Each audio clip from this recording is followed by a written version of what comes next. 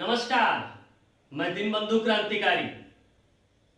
कल जो भारत के सदन में हुआ वो सच में शर्मनाक है।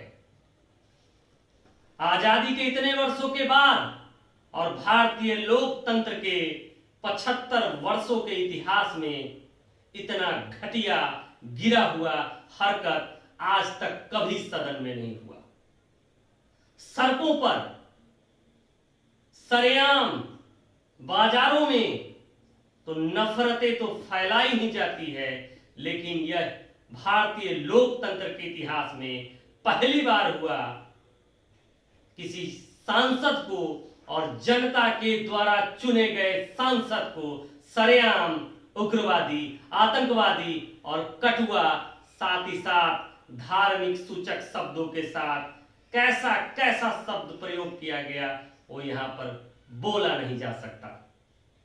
प्रधानमंत्री जिस प्रकार से दम भरते हैं आजादी के 75 वर्षों के अमृत काल का, वह अमृत काल जो प्रधानमंत्री देश को देना चाहते हैं वह कल सदन में उनके शागिर्दों के द्वारा दिखा। पहले आप देखिए, सुनिए और समझिए कि किस प्रकार की भाषा दिल्ली के एक सांसद रमेश बिधूरी द्वारा प्रयोग किया जाता है। ओए बड़वे,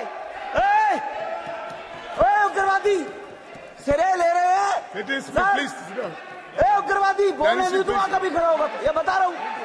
ए उग्रवादी कटवे सर, ये जो सिरे अगर जाता है तो देश के प्रधानमंत्री को जाता है। दानिश अली जी प्लीज सिट ये डाउन। आतंकवादी है, उग्रवादी टेक है, योर सीट। ये मुल्ला आतंकवादी है। बिधूरी जी, सर अभी मैं बताना चाहता बिधूरी you हूँ, understood अधीर रंजन जी, अधीर रंजन जी अभी Please sit शोर down. मचा रहे थे, दानिश लिस्ट अली। पढ़ रहे थे। दानिश उस अली। लिस्ट में अधीर रंजन जी जब Please लिस्ट sit पढ़ down. रहे थे 1975 से दानिश लेकर अली, अभी please sit तक down. इसकी बात If नोट anything करते wrong- रहना थी। बाहर देखो इस मुल्ले if को, anything wrong, इसी if anything wrong, अभी रोज पढ़ रहे थे। सर इसरो ने Please, you take your वर्ष seat. 2075 you take your आपने सुना कि भाजपा यानी सत्तारूढ़ दल के एक सांसद का उटपटांग बयान। आप समझिए कि भारतीय लोकतंत्र के इतिहास में ऐसा काला दिन, ऐसा शर्मनाक दिन आज तक नहीं आया। सड़कों पर, रैलियों में, अपने बैठकों में, सम्मेलनों में एक दूसरे के ऊपर कटाक्ष, धार्मिक कट्टरता, धार्मिक उन्माद फैलाने हेतु अंड संड बयान हमने आज तक सुना, लेकिन लोकतंत्र के इस पवित्र मंदिर में आज तक इस तरह का शर्मनाक बयान और किसी खास धर्म को टारगेट कर इस तरह से बोलना आज तक किसी सांसद के द्वारा नहीं सुना। जो कल संसद के नए भवन में जिस प्रकार से भारतीय जनता पार्टी के एक सांसद ने अमर्यादित भाषाओं से सुसज्जित किया, वह एक शर्मनाक हरकत है। इसकी जितनी भी निंदा की जाए कम है। और सबसे दुख की बात तो यह थी कि उनके बगल में बैठे दो वरिष्ठ नेता, दो वरिष्ठ सांसद और दो वैसे लोग जो पूर्व में भारत सरकार में केंद्रीय मंत्री भी रहे हैं। जी हां, आप सही देख रहे हैं। एक तरफ है डॉक्टर हर्षवर्धन जो पहले स्वास्थ्य मंत्री भी रह चुके हैं, और दूसरी तरफ रविशंकर प्रसाद जो कानून मंत्री भी रह चुके हैं। ये दोनों सांसद काफी वरिष्ठ नेता हैं, अनुभवी हैं, और देखिए कितनी बेहयाई से, कितनी निर्लज्जता से वो हंस रहे हैं। लोकतंत्र के इस पवित्र मंदिर का किस प्रकार से हंसी से वह मजाक उड़ा रहे हैं, आप खुद देख लीजिए। और सबसे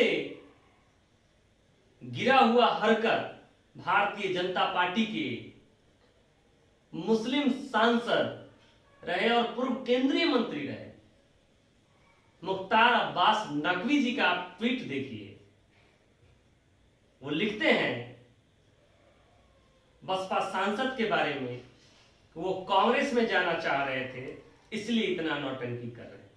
अरे भाई, आपको तो कम से कम इसका विरोध करना चाहिए था। आपको तो कम से कम उन निर्लज्ज और बेशरम सांसद के बयान का समर्थन नहीं करना चाहिए था। और सबसे दुख की बात यह है कि यही काम भारतीय जनता पार्टी के अलावा कांग्रेस या विपक्षी दलों के कोई भी सांसद अगर किए होते तो उन्हें अभी तक सस्पेंड किया जा चुका होता। लेकिन लोकसभा अध्यक्ष द्वारा सिर्फ चेतावनी देकर छोड़ा जाना यह दर्शाता है कि इस प्रकार की अप्रिय घटना भविष्य में भी देखी जा सकती है भारतीय जनता पार्टी के सांसदों के द्वारा। उससे भी ज्यादा शर्मनाक यह है कि अभी तक ना तो भारतीय जनता पार्टी के किसी नेताओं ने माफी मांगी, शर्मिंदगी व्यक्त की, और ना ही जिन सांसद ने पूरे सदन की मर्यादा को तार तार कर दिया वह भी अपने बयान पर अफसोस नहीं जता रहे हैं। यह समझिए कि आने वाले दिनों में लोकतंत्र के लिए बहुत बड़ा खतरा है। एक धर्मनिरपेक्ष राज्य के लिए, राष्ट्र के लिए बहुत बड़ा खतरा है। अगर इस तरह से मनोबल बढ़ता रहा तो आए दिन कोई भी किसी के भी धार्मिक पहचान को टारगेट करेगा। अगर हम एक तरफ राष्ट्रीय जनता दल के नेता और बिहार के शिक्षा मंत्री चंद्रशेखर को गलत ठहराते हैं, दूसरी तरफ उदयनिधि स्टालिन को अगर गलत ठहराते हैं, खड़गे के सुपुत्र को गलत ठहराते हैं, दूसरी तरफ रमेश विदुरी को भी गलत ठहराना होगा। अगर समाज के प्रबुद्ध लोग इन्हें क्रिटिसाइज नहीं करेंगे, उन्हें आईना नहीं दिखाएंगे, तो निश्चित तौर पर एक अलग परिपाटी का चलन शुरू होगा। नमस्कार, मैं दिनबंधु क्रांतिकारी।